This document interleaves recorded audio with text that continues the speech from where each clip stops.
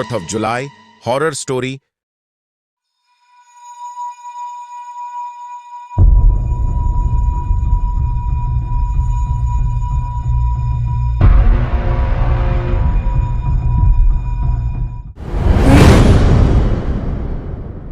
जुलाई का दिन हर साल अमेरिका में खुशी और जश्न का दिन होता है, मगर इस दिन से जुड़ी कुछ ऐसी कहानियां भी हैं जो रात को नींद उड़ा देती हैं। आज मैं आपको एक ऐसे वाकया सुनाने जा रहा हूं जो आपके रोंगटे खड़े कर देगा।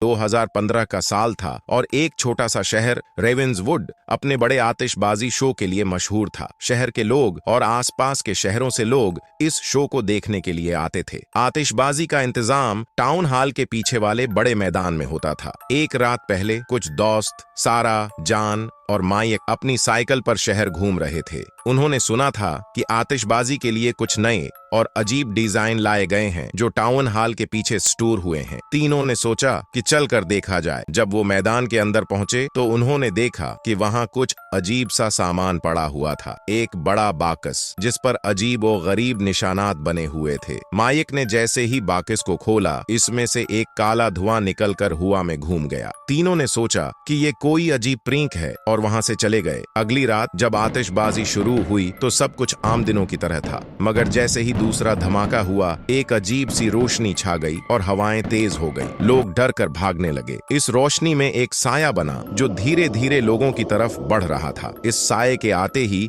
आतिशबाजी का रंग लाल हो गया और लोगों के चेहरों पर खून आने लगा। वो साया जो एक पुराने शहर के जलाद की रूह थी, अपने अजाब को फैलाने के लिए वापस आया था। सारा, जान और माइक ने ये सब देखा और उन्हें समझ आया कि उनका बाकस खोलना कितना बड़ा गुनाह था। तीनों ने फौरन मैदान से निकलकर अपने घरों का रुख किया, मगर रात भर उनके ख्वाबों में वो साया आता रहा। अगले दिन उन्होंने टाउन लाइब्रेरी जाकर इस पुराने शहर के बारे में पढ़ा। मालूम हुआ कि 100 साल पहले यहाँ एक कातिल रहता था जो आतिशबाजी का शौकीन था और अपने शिकार को आतिशबाजी के धमाकों में छिपाता था। शहर वालों ने उसे कत्ल करके एक जादू से बंद कर दिया था, मगर उसका साया आज भी कभी कभी दिखाई देता था। उन्होंने ये बात शहर वालों को बताई और लोगों ने मिलकर वो पुराना बाकस वापस बंद कर दिया। तब से लेकर आज तक रेवेंसवुड में 4th जुलाई की आतिशबाजी बंद है। ये कहानी सुनाने का मकसद ये है कि कुछ चीजें बेहतर है राज ही रहें। जश्न और खुशी का दिन भी कभी कभी दर्द